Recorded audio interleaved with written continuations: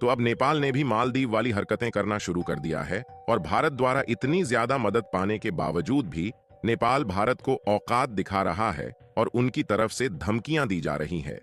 दरअसल हाल ही में चीन के द्वारा साउथ एशिया में एक मीटिंग कंडक्ट कराई गई, जहां से भारत के लिए चौंकाने वाली कई खबरें सामने आ रही हैं। क्योंकि हाल ही में नेपाल में केपी शर्मा की नई सरकार बनी है और ये सरकार में आते ही मालदीव के राष्ट्रपति मोहम्मद मुइज्जू वाली हरकतें भारत के साथ कर रहे हैं। लेकिन शायद नेपाल के नए प्राइम मिनिस्टर भी यह बात भूल चुके हैं कि भारत से पंगा लेने का अंजाम इन पर किस तरीके से भारी पड़ सकता है। दरअसल यह जो साउथ एशिया की मीटिंग कंडक्ट कराई गई, यह चीन में कराई गई, जबकि देखा जाए तो चीन साउथ एशिया का कंट्री है ही नहीं। और इतना ही नहीं, बल्कि नेपाल के नए प्राइम मिनिस्टर ने भी अपनी फॉरेन सेक्रेटरी को भेजा था, जबकि हमारा भारत, जो कि साउथ एशिया का सबसे बड़ा देश है, इसे शामिल ही नहीं किया गया ताकि ये देश मिलकर आपस में भारत के खिलाफ खिचड़ी पका सके। और इस मीटिंग के दौरान नेपाल ने चीन के साथ मिलकर भारत के खिलाफ कई फैसले लिए हैं। लेकिन शायद नेपाल यह भूल चुका है कि भारत के बिना उसका काम नहीं चलने वाला, क्योंकि नेपाल आर्थिक मदद से लेकर खाने पीने की वस्तुएं और पेट्रोलियम प्रोडक्ट के लिए भारत पर ही निर्भर है। आखिर नेपाल ने चीन के साथ मिलकर भारत के खिलाफ कौन से फैसले लिए हैं और भारत से पंगा लेने का अंजाम किस तरह से भारी पड़ सकता है, इस वीडियो में समझते हैं। लेकिन आगे बढ़ने से पहले इस वीडियो को एक लाइक करके चैनल को सब्सक्राइब जरूर कर लीजिए, क्योंकि आपके लिए यह 1 सेकंड का काम है, लेकिन इससे हमारी काफी बड़ी मदद होती है।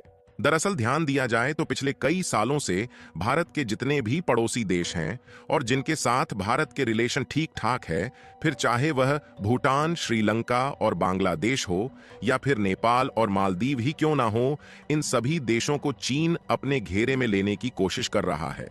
इन्हें अपने कंट्रोल में लेकर इनका इस्तेमाल भारत के खिलाफ करना चाह रहा है, जिसका सबसे बड़ा नमूना हम लोगों ने कुछ महीने पहले देखा, जिसमें मालदीव को चीन ने अपने कंट्रोल में करने की भरपूर कोशिश की। हालांकि काफी हद तक चीन के साथ मिलकर भारत के खिलाफ कई कारनामे कर चुका था, लेकिन जब हाल ही में चीन ने मालदीव को धोखा दे दिया, तो उसके बाद मुइज्जू जी अपना बोरिया बिस्तर लेकर भारत के पास आ रहा है।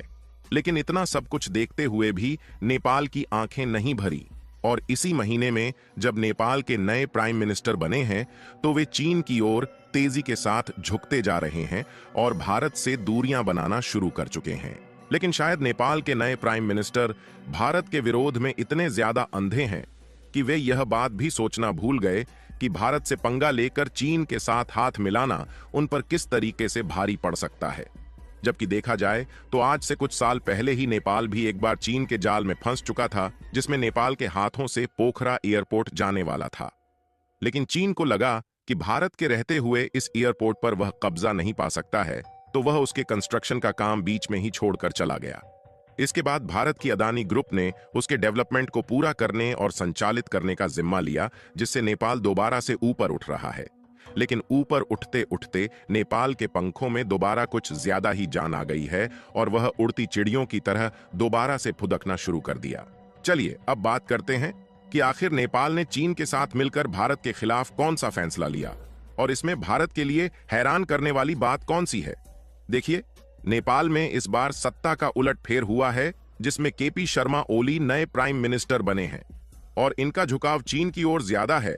इसलिए जब हाल ही में चीन में साउथ एशिया देश की मीटिंग करवाई गई, तो उसमें नेपाल के साथ साथ भारत के अन्य पड़ोसी देश अफगानिस्तान, पाकिस्तान और बांग्लादेश जैसे अन्य देश को इसमें न्योता दिया गया और यह लोग इसमें शामिल हुए, जबकि भारत को इसमें न्योता नहीं दिया गया और भारत इसमें शामिल नहीं हुआ।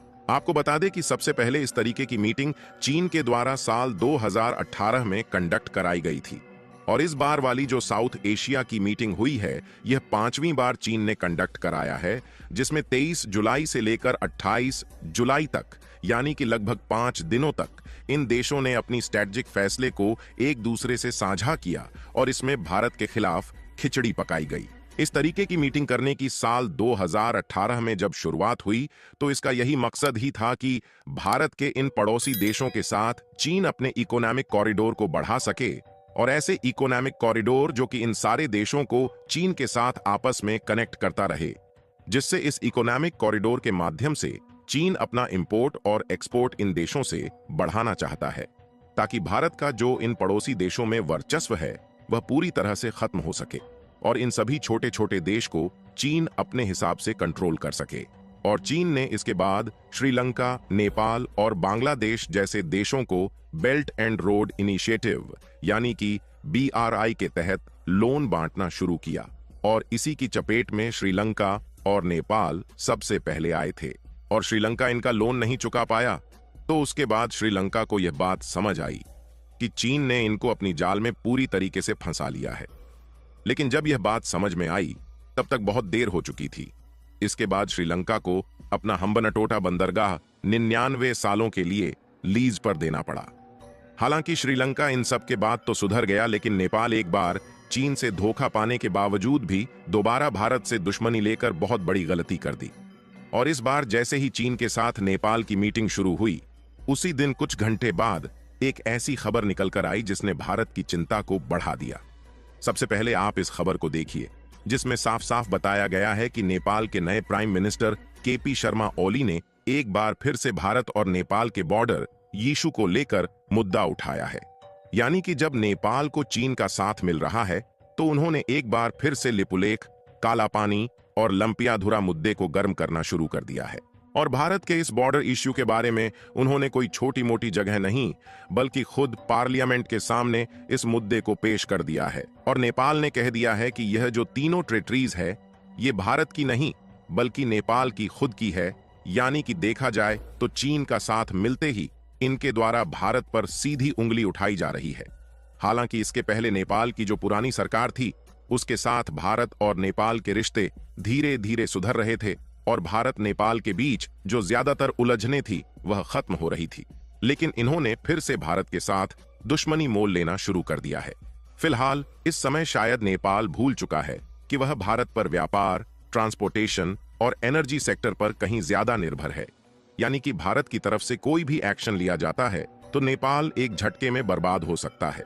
यहां तक कि चावल, दाल, चीनी और गेहूं जैसे जो ज्यादातर फूड प्रोडक्ट है, वह भारत के द्वारा ही नेपाल में भेजा जाता है।